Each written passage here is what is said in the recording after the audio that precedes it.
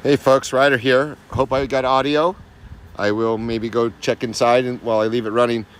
Do not know why my stream failed. My link is 5 feet away from me. It's sitting right there. Right there's my link. And we've got a bunch of bees. They're all fanning away, telling everybody else that this is their new home. And I'm gonna go ahead and put the phone back on my tripod, and I'm going to take this lid from the vacuum and I'm going to smack it really good and hard and get all these bees to go in. That's most of them. All right, so I'll just set it down right here so that the rest of these can get in there. And I'm going to go ahead and take the inner cover and put it on there. Felt like, feels like there's a bee on my hair. Some of these bees are not altogether happy with me, but that's okay. I'm gonna do the Sung Lee. I'm going to tend to these bees as if they're my little sisters and they're not even thinking about stinging me. Now they are feral bees. I can tell simply by the size of them that they're feral bees. Now, I can't be 100% guaranteed that they're feral bees, but it's a pretty good odds on it. Looks like all the bees are off of the inner lid for the vacuum. And let's go ahead and take this outer lid for the nuke, tap it down. Hopefully they all go inside.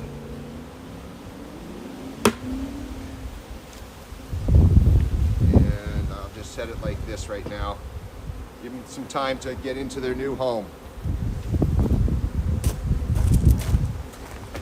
So I've supplied them with pretty much everything they need. They've got some drawn out home. They've got a safe home.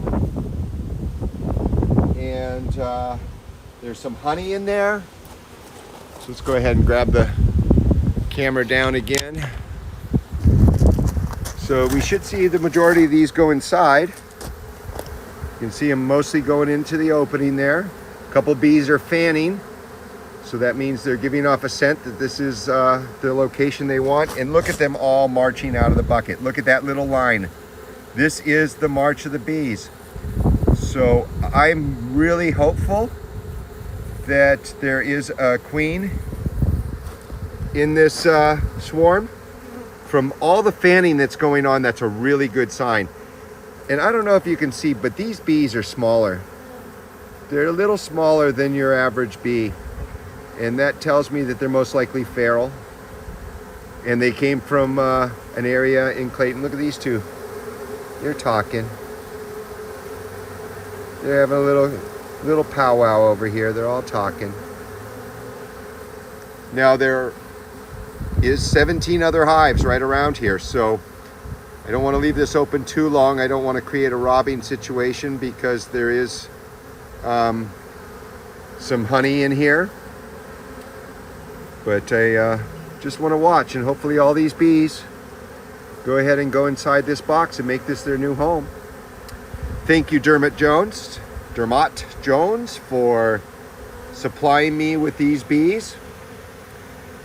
They had just moved into a house within the last day or two, and technically it's a cutout because he had to vacuum them out of a house, but there was no honeycomb or anything yet. So if the queen is in here, that's awesome.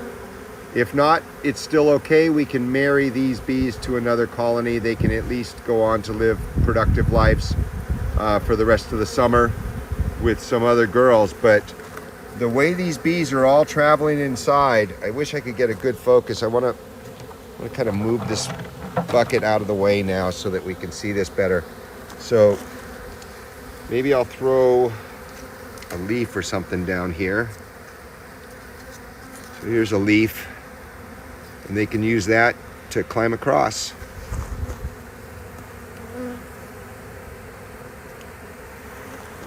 Yeah, look at that. They're all piling up. See those ones fanning? Look at them all fanning.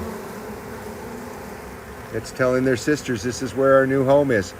And I am about 4 to 5 miles away from the location where they were vacuumed out of a building.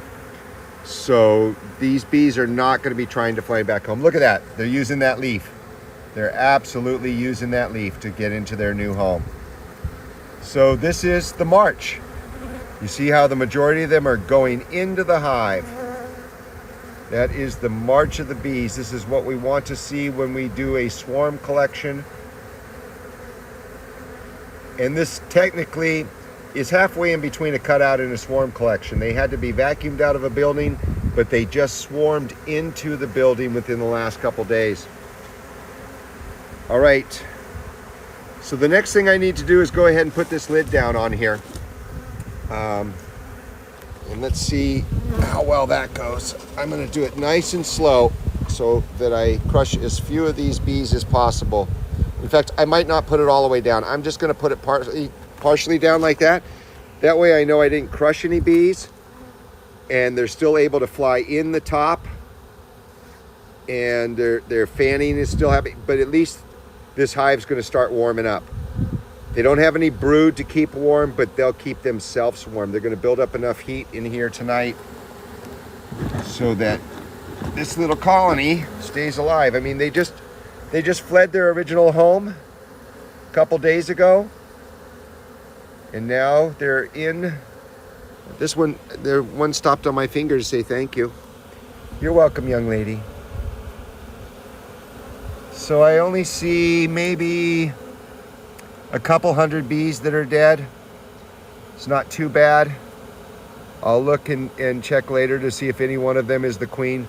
All this fanning going on is a really good sign that there is a queen in there. It's not, doesn't mean 100% that there's a queen in there, but that's a good sign. And I would love to have a feral queen. I will give her natural wax foundation or no foundation so that they can draw out their own stuff. I'm gonna turn this box a little bit.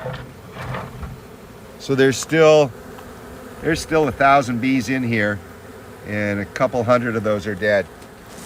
Well, that's it, folks. I really can't do much more for these bees. I've given them a good home and I'm just gonna let them finish moving in. Hope you've enjoyed this video. Thanks again, Dermot. That's it for now. I might do more hive inspections, I'm not sure, but going and collecting these bees was more important than doing any more hive inspections today. So I'm gonna go take a break for a little bit and then I'll come back and possibly do some more hive inspections. I only did 3 and I wanted to do about 10 today. That's it for now. Hope you enjoyed this video, found it educational or entertaining. For now, from the apiary, Ryder out.